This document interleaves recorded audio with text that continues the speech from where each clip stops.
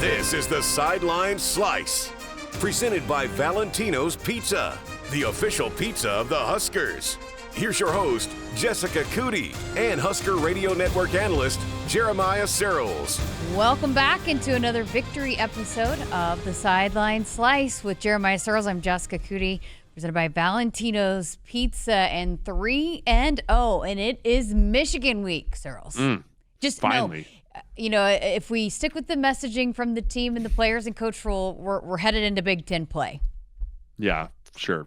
It's Michigan week. Let's talk about it. Michigan week. I don't have a helmet. We can talk about it, right? And listen, I didn't overlook Houston Christian, rightfully so. I did my right point as being a former player, but it's Michigan week, right? If you can't gear yourself up and get ready to go for this week, there's something wrong with you, because this is going to be a haymaker trading type of game. It's gearing up for a fantastic environment. I'm thinking Colorado-ish environment from last year. I can't wait to be inside Memorial Stadium for this game. Listen, look at us, though. We're red on red. We got the Blood Moon memo, Operation Blood Moon. Is that I'll say red this, on red? Not a huge fan of the red on red. I liked them. I liked it. As a fat kid, full color, no breakup. It's not good for the fat kids. You need the all whites. You're like, oh my gosh, I'm so fat. You need a little bit of that color breakup in the middle section there. So I hope I don't like the all reds. Not a fan. Well, I liked them. Hey, how was the first Hy-Vee, finding the first Hy-Vee tailgater of the game duties? It was fun. Yeah, it was a lot of fun rolling around. I get to drive the Gator, which that was a nice surprise. I didn't think they'd let me drive it. So I got to drive the Gator around. There was a guy making a breakfast crunch wrap, which was super good. He was grilling without a shirt on, which was amazing. I'll tell you this, though. If you see me roll up, you better match my energy. There's a few tailgates I walked into. I was like, morning crew, how's it going? They're like, I was like, I literally in my mind, I was like, well, they're not winning. As we were walking away, I need energy out of you. If I am bringing the energy to the tailgate, you're not winning the Hy-Vee tailgater of the game. So if you see me roll up with all my excitement, you better match my energy or you're not winning. I saw you came down to the sideline, and you were a little bit worried about the what was going to happen to Houston Christian once you walked past their guys. I went over on their side and was like, I'm going to watch warm-ups a little bit. And as I'm watching their D-line and O-line run out, I'm going, I think I was bigger than all these dudes in high school. They just weren't very big, and I knew it was going to be a problem. Then the very first kickoff that we had, I watched our frontline guys eject 3 people backwards. And I was like, this is going to be a problem. But I mean, they came up, they were filming, they were having a great time. So hats off to Houston Christian, knowing what they were walking into, coming out, giving it everything they had. But yeah, I was slightly concerned about the health of that team moving forward with just the lack of size on Houston Christian. But on that note, just Nebraska did what they were supposed to do again against Houston Christian, and took care of business, got a lot of guys some more opportunities, and again, it was what they needed to do against that team going into this week. Yeah, and I thought it was great to let Latif start the second half, right? Let a guy come in, make the adjustments at halftime, come out, get the things he needs to get done, understand the operation of it all, right? Not have it be brand new if, God forbid, we ever need him to go and do something, right? And to see guys like Quentin Ives step up and probably be RB2. Right, a guy that we've been waiting to see what he can do and bring that change of pace to Emmett Johnson, in that front there, getting guys like Sam Sledge and those people in there to make big things happen, and everyone emptying the bench again. I mean, that's what these games are meant for. That's what it's all for. The depth is being grown the proper way. Again, it wasn't a challenge. It should have been close, and it wasn't close. But now it's time to put that chapter to bed, right? The tune-up games are over. The preseason is over, men. We are now walking into Big Ten play, where every single week you will have NFL talent that you are going up against at every single level. You will have high-level coaches, hostile environments. This is where we really see what this team is made of. 2 things specifically I just wanted to go back to. Another defensive score, and how would you evaluate Williams Venari's return for the score? I mean, the way that he just palmed the ball. I mean, ball security was terrible. The ball security leaves a lot to be desired there, but that's exactly what... They talked about it. Yeah, 100%. You got to hold that thing high and tight, man. You can't hold it out there like a loaf of bread. Who do you think you are, LaShawn McCoy? Right? I mean, there's only a few guys that have been able to do that. It was his first ever touchdown he's ever scored. don't care. Standard's the standard, right? You can't let the emotion overrule the logic there. But I love the ability for our defense to put points on the board, our defense to back people up, to keep them behind the sticks. Like, that's what this defense is built to do. And we showed that when we can be effective on first down, we have a really good third down package. It's just now more about, hey, we got to make sure we're good on first down against quality opponents. And then I thought the backup offensive line, those younger guys getting a lot of more opportunities, that they played well given the situation as well. Yeah, I mean, they came in the second half. They opened up holes. They pass protected well. I mean, that deep shot that Latif has in the third or fourth quarter there, I mean, great protection. No one at his feet, allows him to really step into that throw and give it everything that he had, cutting into the wind there. So, yeah, I mean, from a growth perspective, I feel better about the depth of this football team than I have in probably the last 5-6 years, right? From where we have guys that we're going to need to call on at one point in time in October and November when all the chips matter. I feel a lot better about the people that are going to be running onto the field when, God forbid, something happens and we have an injury than I did walking into the season literally the last 5 years. Yeah, for sure. Okay, so want to do something a little, I'm going to surprise you here, but I had a chance to chat with QB1 for the Corn Husker conversation last week. Dylan Raiola going into the matchup with Houston Christian, but there's this one clip that I wanted to get your reaction to. Kind of as I grew up, I saw it, and the quarterback gets sacked, they're gonna get hammered, and if the running back's not getting yards on the run plays, they're gonna get hammered. But when something good happens, it's, oh, the receiver's that good, the running back's this and that. How many times have I heard you say that? How about the quarterback saying that? Guess who his dad is? Can tell me you were raised by an offensive lineman without telling me you were raised by an offensive lineman, right? I mean, that is as much as Raiola's Dominic Raiola going to be like, listen, son, every success you have, those 5 guys up there, they got broken fingers and broken bodies. You thank them and you love them and you take care of them. And it's been ingrained in his brain since he was a tiny little human being. And that's the greatest part, is you've got an offensive lineman family playing quarterback. Couldn't think of a better combination. Yeah, I've heard you say that so many times. I'm sitting there when he said that to me, I'm like, Sirles? Yep. No. Yep. Offensive lineman brain, offensive lineman body, offensive lineman like mentality in a quarterback. You could not ask for a better combination with the arm talent that kid has. I really thought I was going to get like more of a Des Bryant, that's my quarterback, man, out of you. Hey, I just love the fact that that's his mentality, because you're not going to catch hardly any other quarterbacks in the country talking about stuff like that, right? And they're just going to say, hey, yeah, the guys up front, they did a great job. And to give the full credit and understand that the full consequences also fall on their shoulders, it just goes to show how much he cares about them, how much he loves them. And those are the special kind of quarterbacks that you will literally die for. Because you said that so many times, like when things are going great, it's always the other guys that are that they're the ones doing the great job. But when it's going bad, it's always the offensive line's fault. I mean, how much praise has the offensive line gotten the last 2 weeks? Anyone? Hands up. Anyone? Oh, no, it's been this great receiving core. Emmett Johnson, Quentin Ives. Like, none of those dudes do anything if the front 5 guys up front fall flat on their face every single play. And that's the way we like it. Don't talk about us. Don't talk about us. We don't want to know. We're like mushrooms, right? Put us in the closet, feed us crap, we'll grow. Like, just leave us alone. And that's okay. That's a good thing, right? But we're going to become more of a focal point moving forward as we head here and face Big Ten offensive and defensive lines. The big uglies up front are going to have to be the heartbeat of this team. Valentino's, a slice of home you just can't get anywhere else. What started with a treasured family recipe has become a Nebraska tradition for over 68 years. Proud to be the official pizza of the Huskers.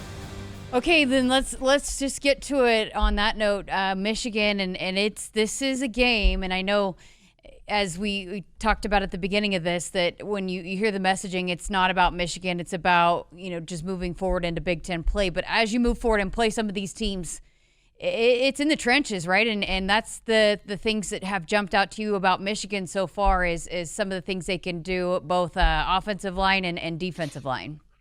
Yeah, I mean, they've got 8 sacks over the last 3 games. You know, they went into Oklahoma and they were in a tough environment and they relied heavily on Bryce Underwood's legs. They went heavy on the offensive line to run the football.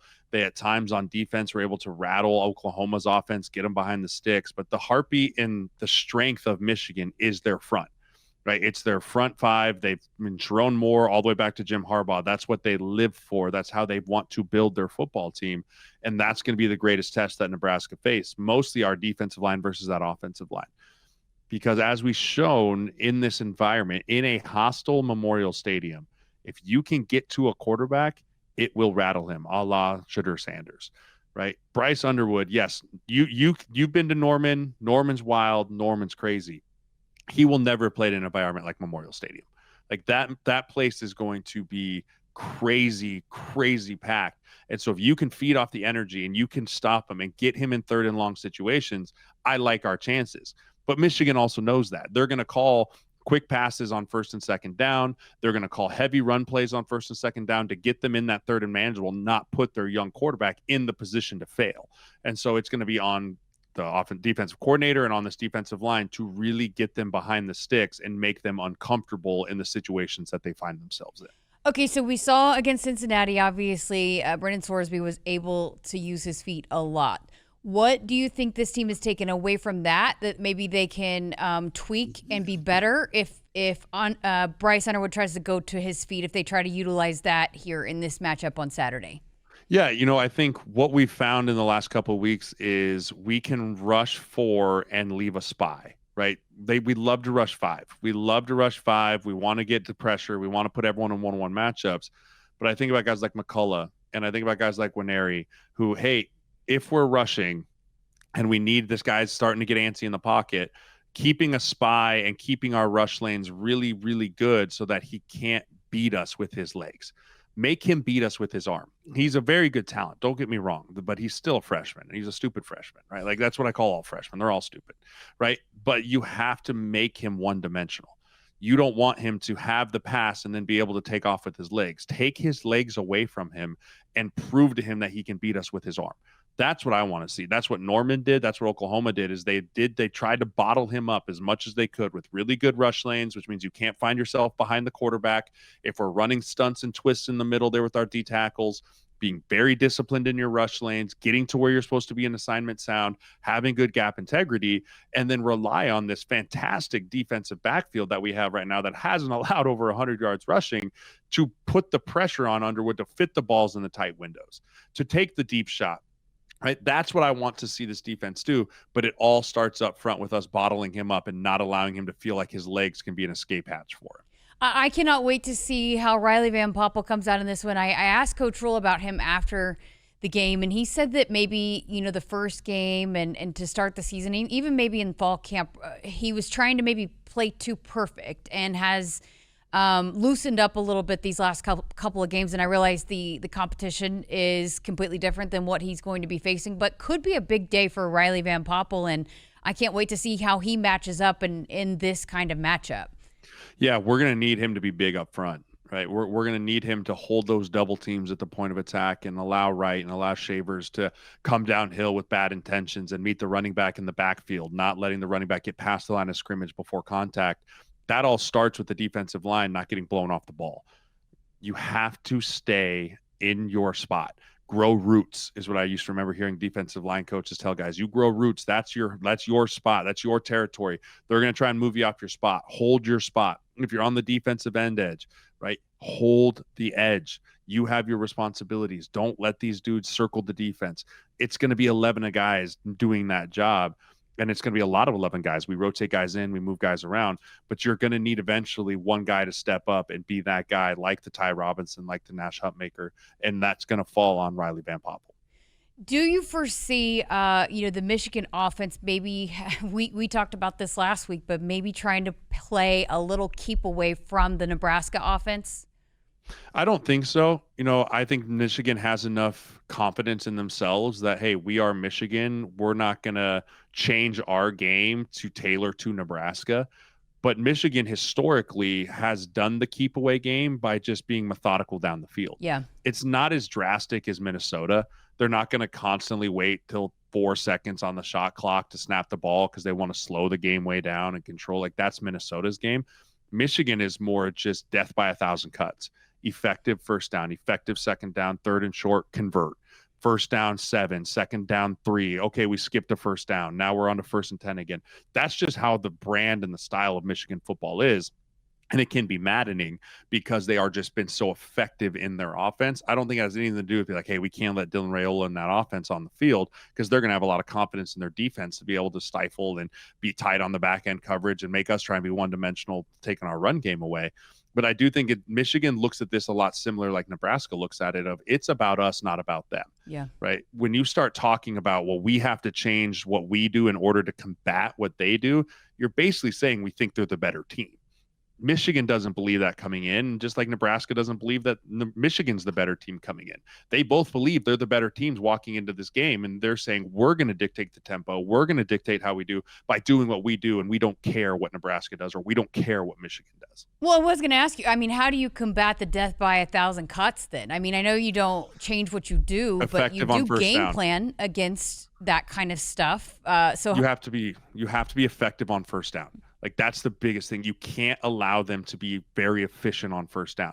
If they're living in 2nd and 7 to 5, we're in trouble because the whole playbook's open. That you can take a shot, you can run it again for another 4 yards, you can max protect and play action. The death of a defense is 2nd and 7 to 5. Now, when you win first down, and everyone talks about the money down, third down, but you earn the right to rush the passer on what you do on first down.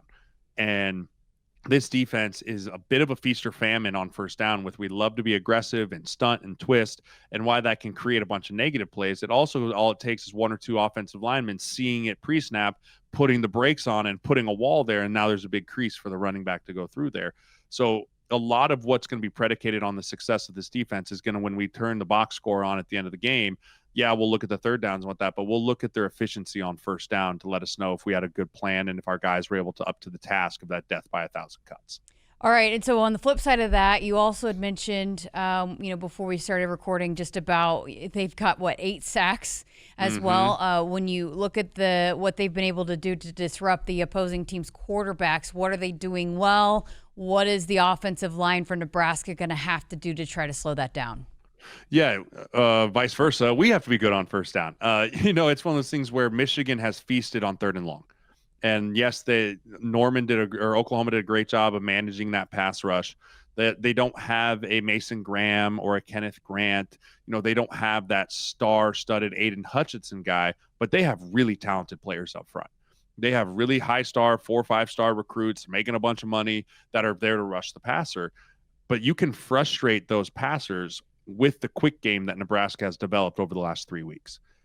Dylan Raiola, for as much as everyone wants to talk about where's the big play, where's the push the ball down the field, where's all that, he has been so effective of getting the ball out of his hands quickly and being decisive that really frustrates a pass rusher that, say they get a great jump on the ball and they edge Teddy Prohaska, but because we're running these quick slants, these quick outs, these quick things, the ball's gone before he can even turn the corner. And yeah, he might have run the rush, but he never affected the passer. And we need to frustrate Michigan's pass rush that way. We need to get the ball out quickly on time, not have Dylan sit back there in 5 and 7 step drops and try and throw the deep ball, but just do what we've been doing for the last 3 weeks, which is have a good run game with Emmett Johnson, moving those guys, beating up on them in the run game. And then when it comes time to pass, taking what the defense gives you. If they want to play man, sweet, play man. Hey, Key, go run that quick slant, grab it, go, and he's going to miss a tackle. You're going to be off for a touchdown. Or run those mesh concepts, or run those quick deep breaking in routes or out routes that Dylan has such great job of putting touch on the ball. It's going to be about getting the ball out quickly and not holding onto the football, because if Dylan holds onto the football very long against this talented group, he's going to have people at his feet. He's going to get moved off his spot, and that's when bad things seem to happen. You've talked a lot the last couple of weeks about the film and what's on film for opposing teams to prepare for. What kind of challenge is Michigan facing this week trying to prepare for Nebraska's offense? Yeah, I mean, they've got a lot of stuff to prep for. We've put a lot of different things on tape from a run game perspective, from the jet sweeps to the inside power game to the mid zone game to power, pin and pull. So they have a lot to prep for on that piece. But the harder thing to prep for is just the crazy amount of route combinations from different spots on the field that this offense can run. Dana Holgerson's DNA is the air raid. Right? That's always been what he's been able to do. He's never had an offensive line as talented as Nebraska's is right now to be able to run the football to mix in with that air raid. And so when you're playing against an air raid type of scheme offensively, which is what Dana Holgorsen is, you have to be ready for all kinds of different route concepts, right? Texas, Ohio, meshes, right? The deep overs, the play actions. There's a lot on the back end that you have to be very disciplined in your eyes for if you're playing corner and safety. That if you're disciplined, go, okay, route concept in a 3x1, 2x2, you can catch them off guard by they're looking at the route concept, and all of a sudden here comes Emmett Johnson busting up the middle.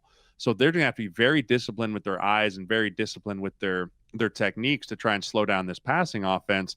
And that's where I think we can get the run game going, is when those safeties and those corners are really focused on stopping guys like Hunter and Key and Luke Lindenmeyer. Fascinating.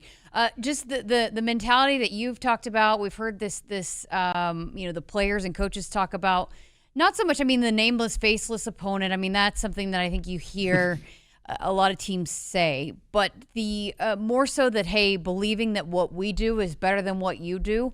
How important is that for this program moving forward, that, hey, what we are doing, what we are building is good enough to beat the teams, no matter who it is across the other sideline?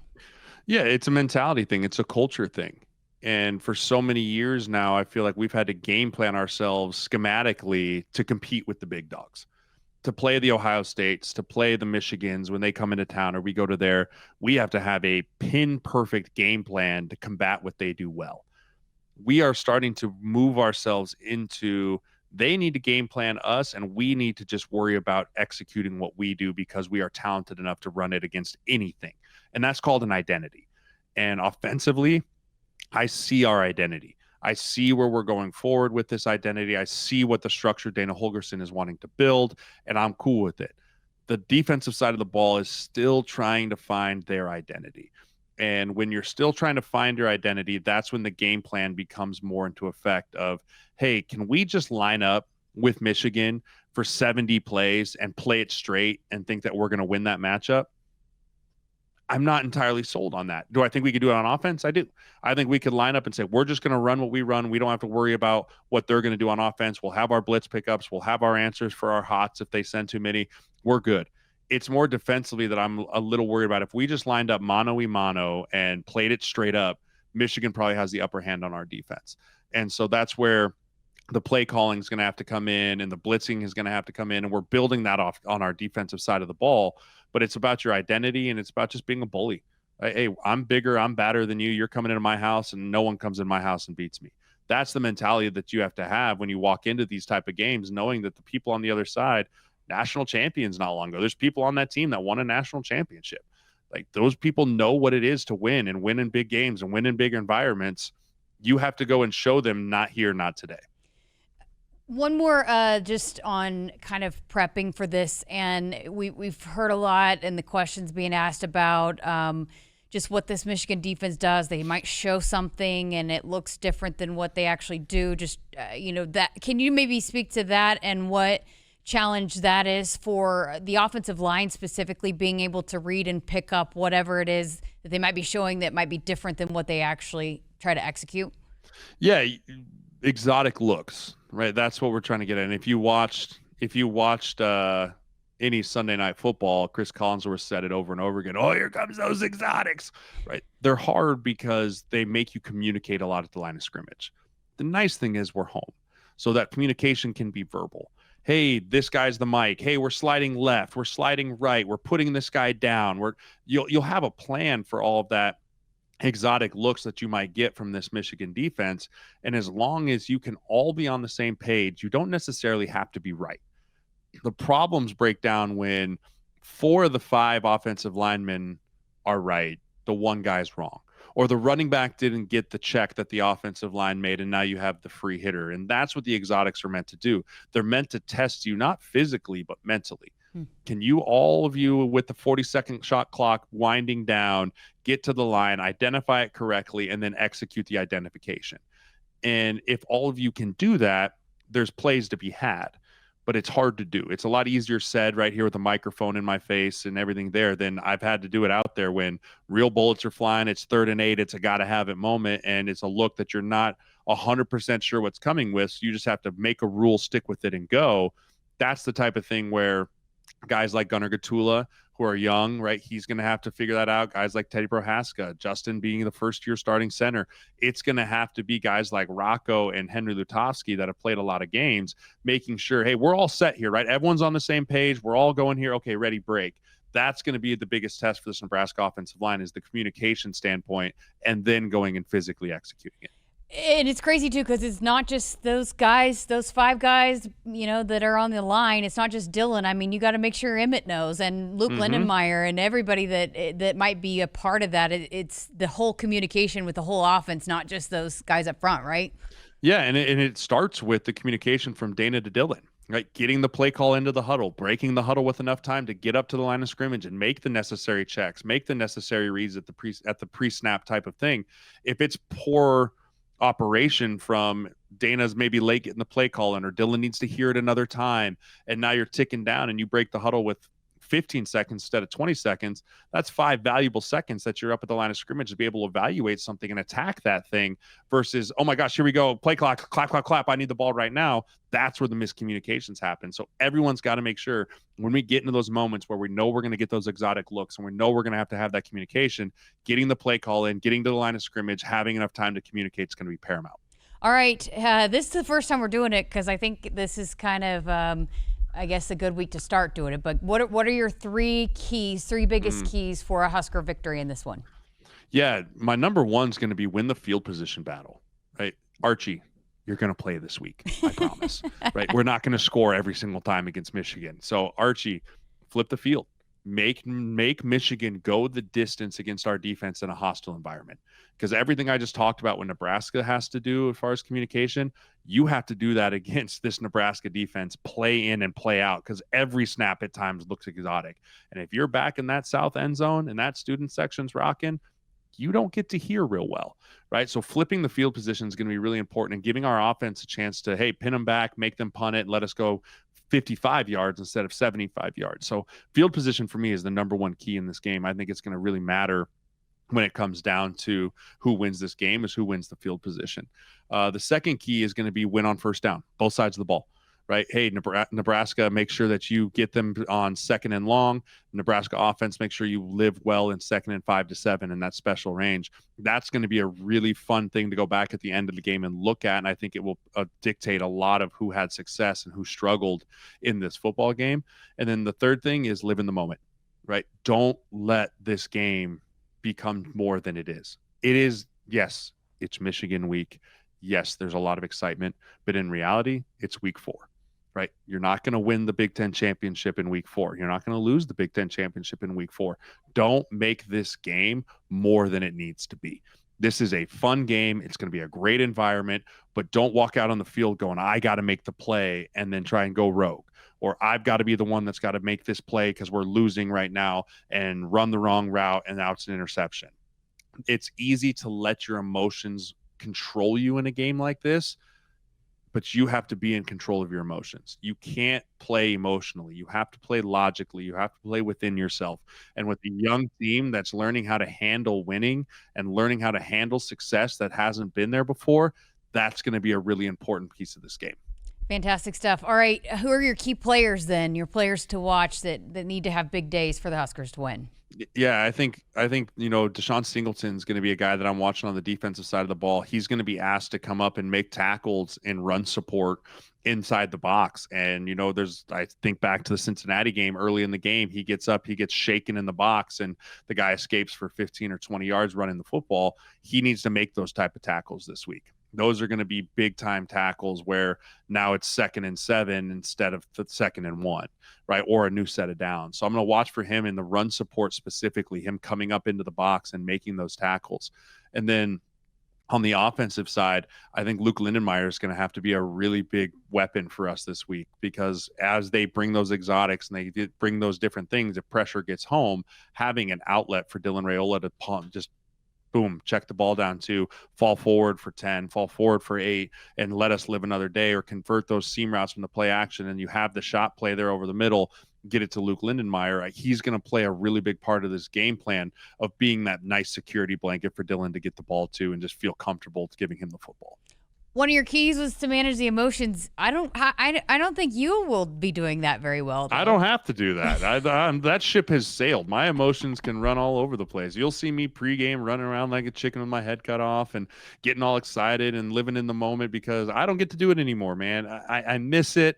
I love it, but I don't get to put the helmet on and go out there and beat the crap out of people anymore. So my emotions will be all over the place. I'll be running around for the pregame tailgate. I'll have high emotions there all the way through the entirety of the game, all the way into Big Red reaction. So I'll be back on Big Red with Coatney this week. So yeah, the emotions will be all over the place for me as they always are. I was gonna say, for someone that was saying that, given that as a key, but you don't do it very well yourself sometimes. I did when I played, okay? I was able to manage myself when I played, but I'm out of practice. I haven't played in a long time. All right, yeah, I messed up last week. I said you're going to be on Big Red Reaction, but you're back this week. So yes. We'll look forward to that. And again, if you're tailgating, Sirles will be out there pregame. He's going to be looking to upgrade the tailgate. So it's the energy. The energy is key for that. Absolutely. Bring the energy. And if you see me there, put a smile on or else you ain't winning. All right. Good stuff. We'll be back again next week to hopefully break down. Hopefully next week we're saying we're 4-0. Not next week. Bye week. We'll be back. Oh yeah. You're out. You're hunting. I'll be in the mountains of Colorado chasing bull elk. So yeah. At least you picked a bye week to go. On this I didn't trip. pick it. The Huskers just gracefully gave it to me because I was going regardless. So we'll be back again then in 2 weeks Yes. to hopefully break down a win and preview who's next. I'm like Michigan State.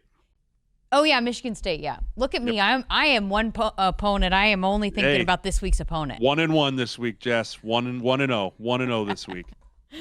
All right, good stuff. We'll chat with you. And how about this time you actually get an elk instead of like watching everybody else get an elk? Sound like my wife. I'm trying. Okay, it's not as easy as everyone says it is.